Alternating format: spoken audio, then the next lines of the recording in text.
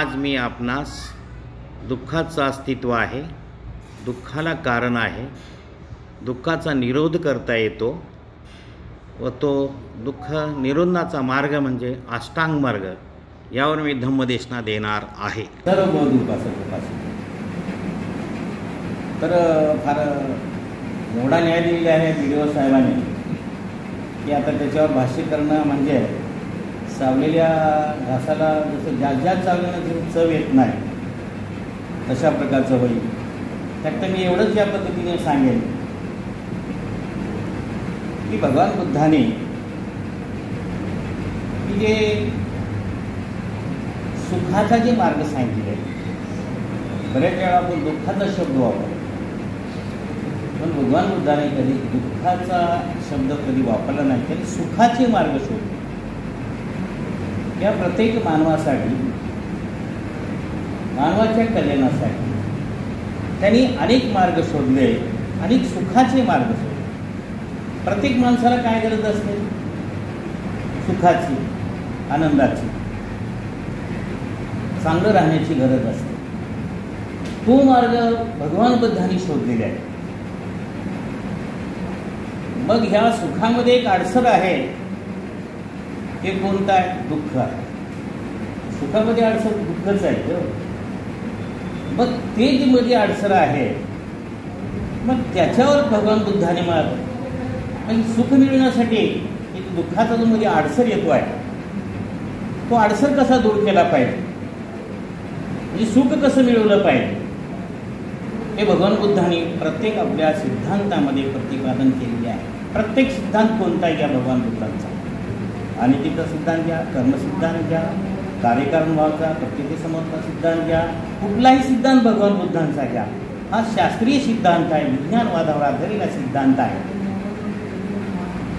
आता हे जे दुःख आहे, आता दुःख आहे हे काय अगोदर माहीत नव्हतं का सर्वांना? जाणीव तर होती दुःखाची सर्वांना, जाणीव दुःखाची होती ना सर्वांना. पण ह्याला दुःख म्हणावं असं कुठल्याही शंकराचार्यांना, कुठल्याही तत्वज्ञानाने, कुठल्याही धर्मग्रंथाने त्याच्यात नमूद केलेलं नाही. लक्षात. आता दुःख दुःख आपण म्हणतो सारखं. दुःख म्हणजे काय नेमकं? अस्थिरतेची जाणीव, बेचैन होण्याची स्थिती. बेचैन होतो आपण, कसं तरी आपल्याला वेगळं वाटायला लागतं. एकदम आपण आपल्या मनाची अवस्था एकदम पेटलेली असते. असं आग पेटते का नाही? असं आता शांत बसलो इथं आपण, थोडं बाहेर काढा कोरडे साहेब, आपण बाहेर निघाले गेलो, आता दुःख पेटतात. लगेच लक्षात येतं. माझ्या गायकवाड सरांना म्हणणार की आमच्या मिसेसने काहीतरी मला आणायला सांगली होती. सुरुवात झाला व्यवहार आहे की माझाही काहीतरी सुचते, मलाही काहीतरी आणायला सांगितले होते, काहीतरी करायला लागतं. बाहेर पडलं की माणूस त्या ठिकाणी आपल्या ह्या सांसारिक जीवनामध्ये लागतो आणि दुःखाकडे वळायला लागतो. शांत बसत इथंच बसलो आपण, म्हणून आम्ही संकल्प केला की निदान काहीतरी शांत इथं शांत बसू, आपण विचार करू. म्हणून या ठिकाणी म्हणजे दुःख आहे, अस्थिरतेची अवस्था आहे, बेचैन होण्याची जी अवस्था आहे. आता ही जे दुःख जे आहे, बेचैन काय करते? कोण करते आपलं बेचैन? असं कोणी करते? बाहेरचा व्यक्ती आपला शत्रू करतो आपल्याला बेचैन. अहो तुम्ही तुमचे शत्रू तुमच्यामध्ये दडलेले आहे, माणसाला तुमच्यामध्ये दडलेली आहे. तुमच्यामध्ये क्रोध आहे, तुमच्यामध्ये राग आहे, तुमच्यामध्ये द्वेष आहे, तुमच्यामध्ये अतिप्रेमाची भावना आहे, तुमच्यामध्ये सगळ्या भावना दडलेल्या आहेत. त्याच्यामध्ये आळस आहे. ह्या भावनेचा उद्रेक होणं मी भगवान बुद्धांनी शोधलेलं आहे. हे जे दुःख आहे म्हटले ना, हे दुःख आहे, दुःख आहे, हे जे उद्रेक आहे, हे जी पेटत्या ज्वाला आहेत, ह्या भगवान बुद्धांनी शोधल्या आणि म्हटले की याच्यावर कुठं संतुलन केलं पाहिजे, याच्यावर कुठं नियंत्रण केलं पाहिजे, ह्याला कुठेतरी ह्याला कंट्रोल केलं पाहिजे. ह्या तर नैसर्गिक आहेत, स्वाभाविक आहेत. म्हणता येते का मला प्रेम करू नका असं म्हणता येईल? असं नाही म्हणता येणार. हो, प्रेमाची भावना अंतर्गत आहे, नैसर्गिक आहे, नॅचरल आहे. मग हे जर समजा बघा द्वेष बी करू नका म्हणता येत नाही, ते नॅचरल आहे ती मध्ये दडलेला आहे. राग सुद्धा येतोच. किती राग करू नका म्हणले की एका दिवशी थांबते माणूस असा लालबुद्ध होतो, दुसऱ्यावर असं आक्रमण करतो की डोळे लालबुंद करतो. ते थांबलेल बरेच दिवसाचे त्याच्यावर काढतो, डोळे लाल करतो. आता गायला काहीतरी काठीत घेतो. मी इतके दिवस थांबले आता म्हणते, लक्षात घ्या तुझा आता बघतोच मी आता म्हणतो. म्हणजे ह्या जे भावना आहेत काहीतरी समजा दडवून ठेवल्या तर त्या उफळून निघणार आहे. त्याच्यावर कंट्रोल करा, त्याच्यावर समतोल साधा. म्हणून भगवान बुद्ध म्हणतात की हे जे तुमची अस्थितीची भावना आहे त्याला दुःख म्हणा. ह्याला कारण आहे, एक लक्षात घेणं सांगितलं. ह्याला कारण आहे म्हणजे उभे हे दुःख निर्माण होत नाही. हे नैसर्गिक त्या ठिकाणी काही गोष्टी आहेत, पण ह्या जास्तीत जास्त व्यक्तिगत आहे. तुमच्यामुळं निर्माण झाले, तुमच्यामुळं तुम्हीच निर्माण केले, तुम्ही त्याला शांत करणार आहात. आता राग कोण जास्त निर्माण केले? तुम्हीच करणार आहात. त्याच्यावर शांत कुणाला करायचं आहे? तुम्हाला शांत करायचं आहे. राग आला समजा, आता राग जास्त आला माणसाला काय करतो? एखाद्या माणसाला मारतो, मारल्यामध्ये तो मृत्यू पावतो. मृत्यू पावला की हा जेलमध्ये जातो. एक क्षणिक राग असतो ना. पुन्हा म्हणतो काही याच्यामध्ये आम्ही उस्मानाबादमध्ये काही जेलरमध्ये थोडे जेलरला भेट दिली. त्यांना सांगितले की एक प्रकारची आम्ही मुलाखती घ्या होता. त्याने म्हणले घ्या. त्याला सांगितलं की बाबा काय करू, कशामुळे आलो तुम्ही इथं?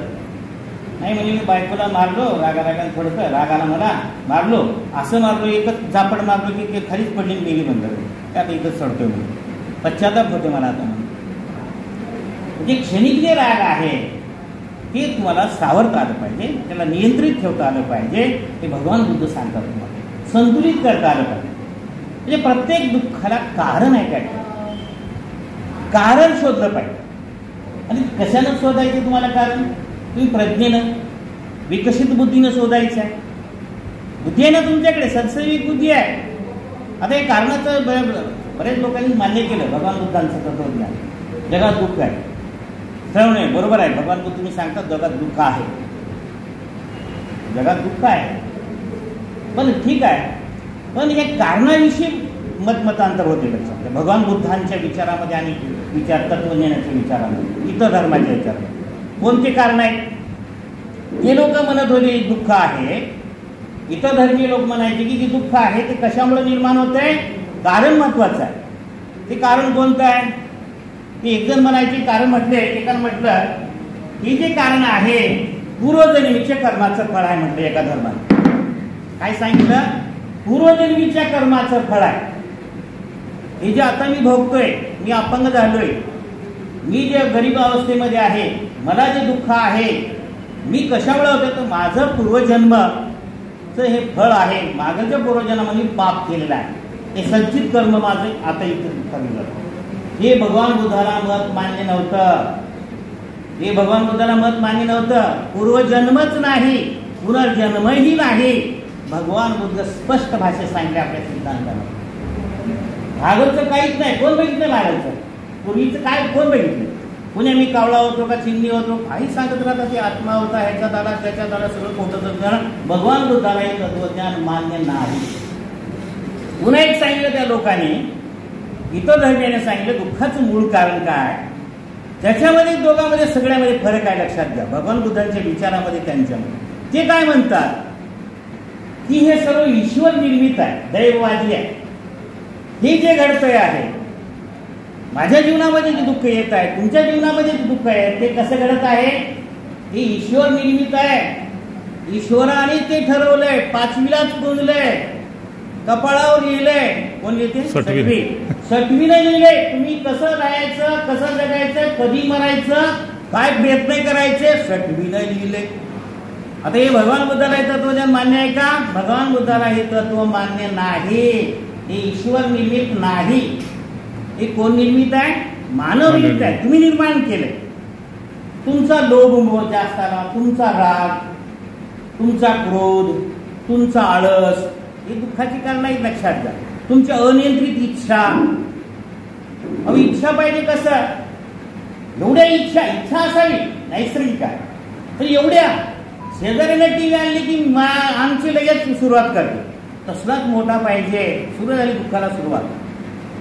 आता तेवढा मोठा घ्यायला यायला त्यानं कर्ज काढून आणले, नाही तर तू बी डबल कर्ज का पाडले काय ना दुःखामध्ये आपले मिसेस ना आपल्याला. आता त्याच्या स्पर्धेला की समजा स्पर्धा असावी, पण कशी कटथरोट कॉम्पिटिशन नको आहे, गळे कापूस स्पर्धा नको आहे, विधायक स्पर्धा असं पाहिजे. मी परीक्षेमध्ये मार्क चांगले घेईन, मी चांगलं वागेन तिच्यापेक्षा, अशी स्पर्धा पाहिजे. परंतु अशा पद्धतीने दुःखाची जी कारणं आहेत ते भगवान बुद्धांनी वेगळे कारण शोधलेले आहेत. ते भगवान बुद्धांनी कशामध्ये सांगितलेले आहेत? भगवान बुद्धांनी जे कारण सांगितले,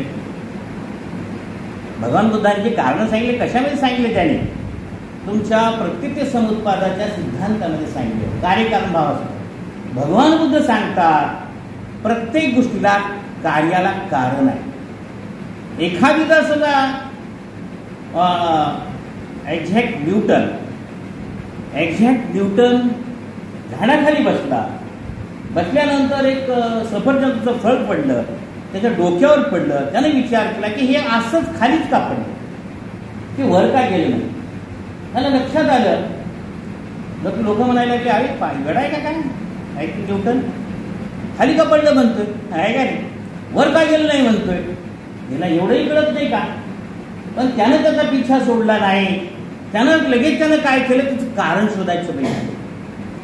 एवढं कारण शोधलं, शाळा सोडली त्याने, सगळं सोडलं न्यूटनना, आणि त्याच मागं लागला तो, त्याचं कारण शोधायला लागला. आणि शोधत तो त्याने गुरुत्वाकर्षणचा शोध लावला, मना साधू ग्रॅव्हिटीचा शोध लावला. लक्षात घ्या, गुरुत्वाकर्षण शक्तीमुळं प्रत्येक वस्तू जमीन म्हणजे गुरुत्वाकर्षण आहे खाली येते. हे जे चंद्र सूर्य तारे जे आहेत ना, हे एकमेकाला गुरुत्वाकर्षण अटॅच आहे, त्याच्यामुळे ते खाली पडत नाही. लहान मुलं विचारतात बघा, हे सूर्य वर आहे खाली का पडत नाही, बरोबर आहे का नाही, का पडत नाही? तर त्याचं सांगितलं गुरुत्वाकर्षण शक्तीमध्ये, त्यांना न्यूटननं सांगितलं, कारण शोधलं त्याचं. हे ग्रॅव्हिटी आहे, गुरुत्वाकर्षण शक्ती आहे, आणि हे सगळे सारे चंद्र सगळं असंच राहतात. त्याला संतुलित आहे, याच्यामध्ये संतुलन आहे याच्यामध्ये. स्टीफन्सनचं तसंच आहे. स्टीफन्सनचं कारण शोधलं. आई बाहेर गेले होते, भात ठेवले होते, पातेलं ठेवलं होतं. पातेलं ठेवल्यानंतर त्यानं ते पातेलं वर वर वर जात होतं. त्यानं म्हटलं की हे वर का चाललंय, असं का उलाले, एवढीसा वाफेनं वर वर जाते का नाही, पाहतं का नाही, कधी का शिजले का नाही बघतो आपण. भूक लागली की शिजले का बघतो आपण. ते पातेलं पिकेराचा विचार वर चाले का खाली चाले बघत नाही. पण ते पातेलं वर चालले त्याने शोधलं, कारण शोधलं त्यानं. आई आली तू म्हणलं, त्याला विचारला प्रश्न पहिला त्या स्टीफन्सनना. हे आई म्हणलं हे काय म्हणले, वरेवर चालले. अरे ते कशाला करतो तो प्रश्न विचारतो, खायचं बघकी, भूक लागली ना तुला. आईला उत्तर त्याला दिलेली. पण त्याला म्हणलं नाही म्हणलं, मला हे शोधायचं आहे.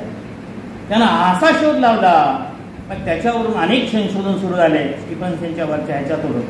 मग रेल्वे गाडी सरास वाढली, रेल्वे गाडीची एकदम उष्णता निर्माण झाली, निर्माण केली, रेल्वे गाडी चालायला लागली. मग ह्या उष्णतेमुळे काय होऊ शकतं, जर समजा संपूर्ण उष्णता एकत्र केली तर काय होऊ शकतं, हे जगाला दाखवून दिलं जातं. म्हणजे याचा अर्थ काही कारणच मला शोधली जात नाही, शोधता येत नाही, आणि जवळचं कारण लक्षात घेतो. असंच आमच्या जीवनाच्या व्यवहारामध्ये आहे. भगवान बुद्ध सांगतात माझ्या जीवनाच्या व्यवहारामध्ये कारण सांगता शोधत नाही. आपण म्हणतो वरवरचं कारण काहीतरी सांगतो. मग कुणाला तर सुनीला तर दोष देतो, सासूला तर दोष देतो, नवऱ्याला तर दोष देतो, आपल्यावर माणूस घेत नाही. हे कारण आहे लक्षात घ्या जगण्याचं. काही झालं, भाजी खराब झाली, सासूच्या हातून काय म्हणते, सासू म्हणजे सारख्या सूचना, सासू सारख्या, हा मी नाही तिला सुनाला काहीतरी टाकल्या, सून म्हणजे सूचना नको. तिनं काय म्हणजे तिनं टाकली असेल बघा काय मीठ वगैरे, मी नाही टाकलं, माझ्यावर घ्यायचं नाही. पण ते कारण योग्य शोधायचं नाही लक्षात घ्या. म्हणजे हे जे आमची जी अपेक्षा आहे, आमच्या जे अनियंत्रित इच्छा आहेत, ह्या इच्छाला कुठंतरी तुम्ही नियंत्रण करा. इच्छा ज्या आहे अनियंत्रित चालले, मला हे पाहिजे ते पाहिजे, असंच पाहिजे तसंच पाहिजे. आता साड्या किती आहेत घरामध्ये, आता मलाही कपडे भरपूर आहेत, सारखं कपडे घेत राहतो चुकीचं आहे ना. साड्या भरपूर आहेत, ते कपाट भरून चाललेत आता साड्या ठेवून. पहिलं कापड रमा त्याला कापडच नव्हतं, साडीच नव्हती. आमच्या कपाट भरून चालले. ते कपाटवाला येऊन चाललाय, 2 लाखाचं 10 लाखाचं कपाट घरी तयार करून आणलाय त्याने. म्हणजे हेच बघा इकडे चाललंय आहे, म्हणजे कितीही घेत राहिलं. म्हणून म्हणतात माणसाची जी आसक्ती आहे, माणसाची जी अटॅचमेंट आहे, माणसाची जी तृष्णा आहे, ती कधीही शमत नाही. ती वरच्या दुसऱ्या कारणाला जन्म देते. एक शमली की दुसरी, एक शमली की दुसरी, संपली की दुसरी, दुसरी, तिसरी, चौथी, पाचवी, असं करता घालते. त्याच्या आम्ही अधीर होऊन जातो. म्हणून भगवान बुद्ध स्पष्ट सांगतात, त्याच्या अधीर होऊ नका. माणूस दारूच्या अधीन होतो. दारू आपल्या अधीन पाहिजे, बरोबर आहे. काही लोक म्हणतात काही थोडं तर घ्यायला पाहिजे. आता मिलिटरीमध्ये घेऊ द्या ना, तिथं काश्मीर आहे समजा, थंड प्रदेश आहे, की नियंत्रणात मध्ये घेतात का, ज्यांच्यासारख्या किती मजबूत घेतात का ते, बरोबर आहे. प्रत्येक गोष्टीला त्याच्यावर हमी होणार. त्यानं कंट्रोल तुमच्यावर जर समजा केलं, मग ह्यानं काय करायला लागते, दारूची एकदा सवय लागली, ॲडिक्शन सुरू झालं शरीरामध्ये, तुमचा संपूर्ण नियंत्रण फक्त त्या ह्याच्याकडे जाते, दारूकडे जाते.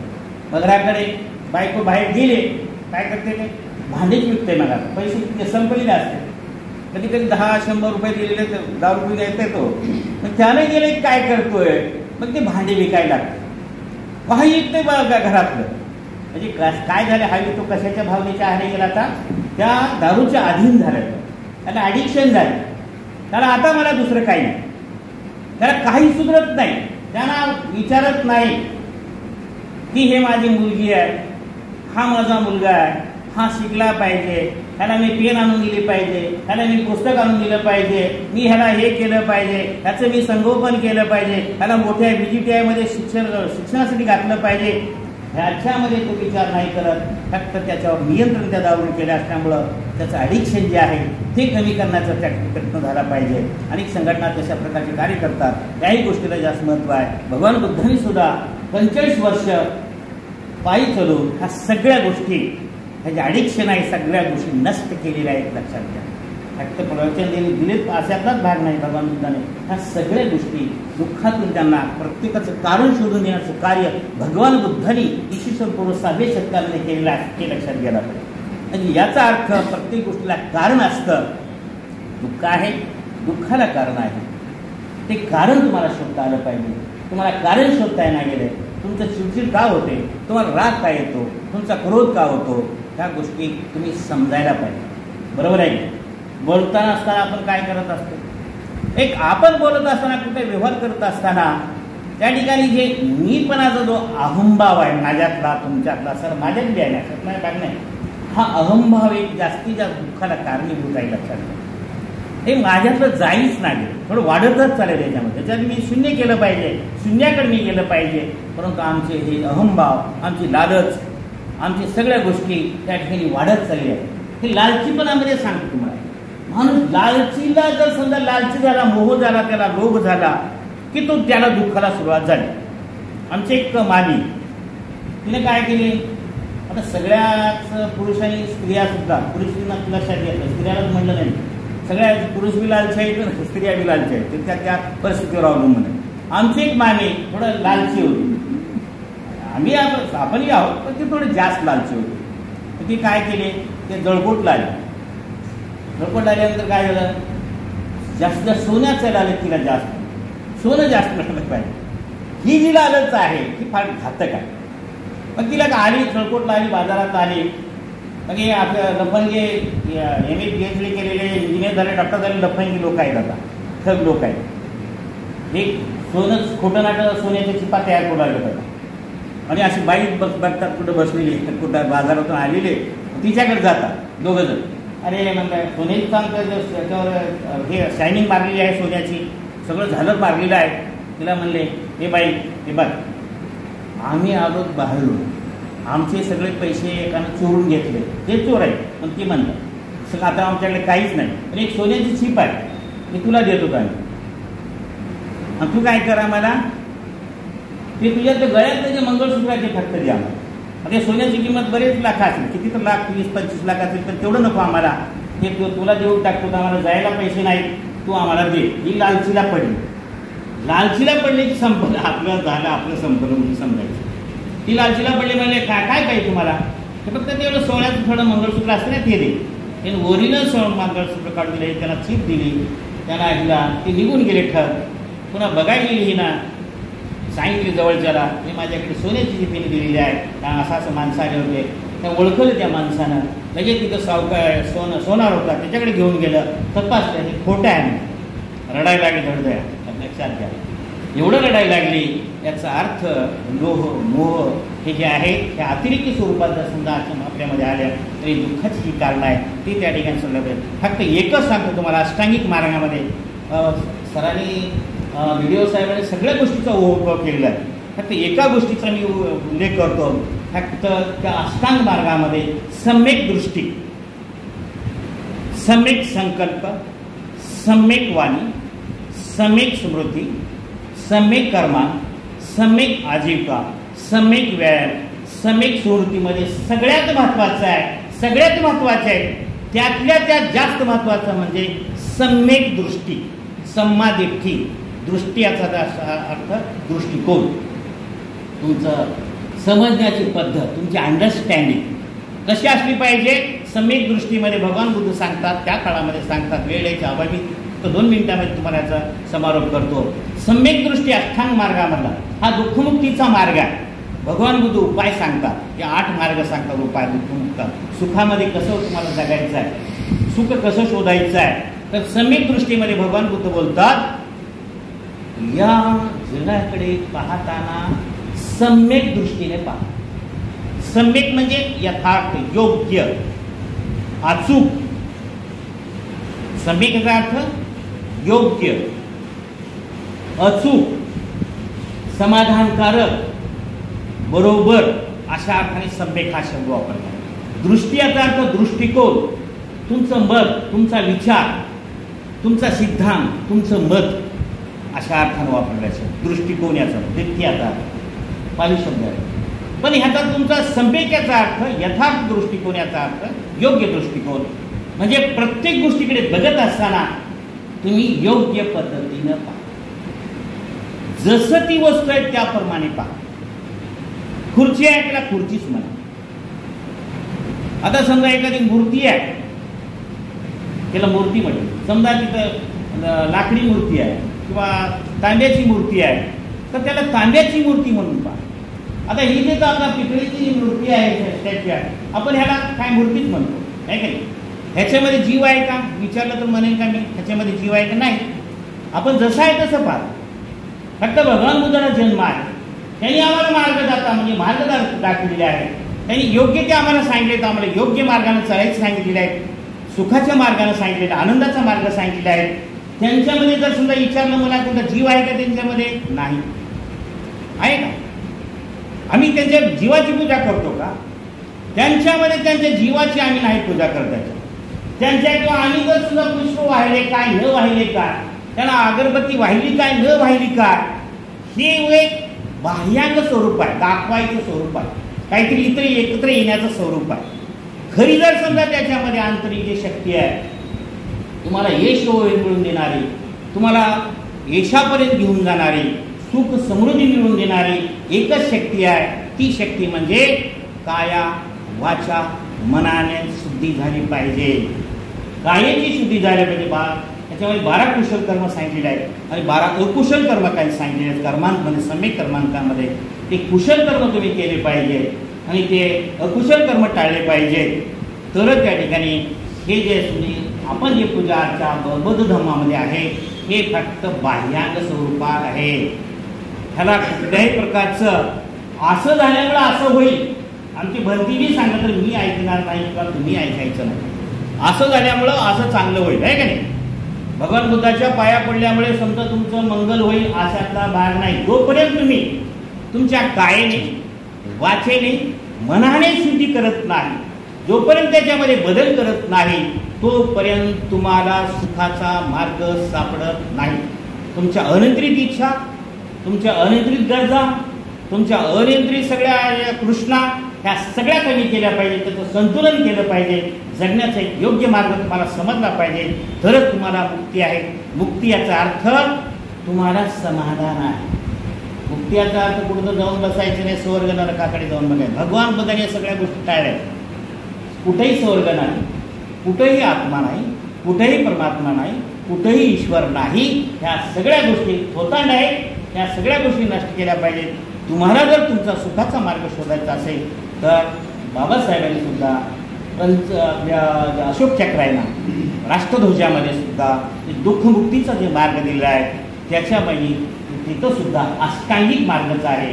म्हणजे 12 जे कडे आहेत प्रकृती समुत्पादाच्या, ते दुःख कसं निर्माण होतं अज्ञानामुळे, तुमचे जे अज्ञानामुळे जे संस्कार घडले त्याच्यामुळं, तुमच्या अनित्रित इच्छामुळे, तुमच्या लोभामुळे, तुमच्या क्रोधामुळे हे दुःख निर्माण होत जातं 12व्या ह्याच्यामध्ये.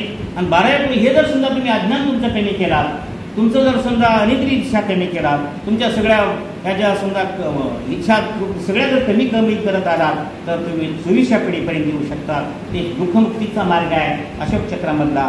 तोच खऱ्या अर्थानं तुम्हाला दुःखमुक्तीचा मार्ग हाच एक सम्यक मार्ग आहे, योग्य मार्ग आहे. एवढंच या प्रसंगी बोलून माझे 2 शब्द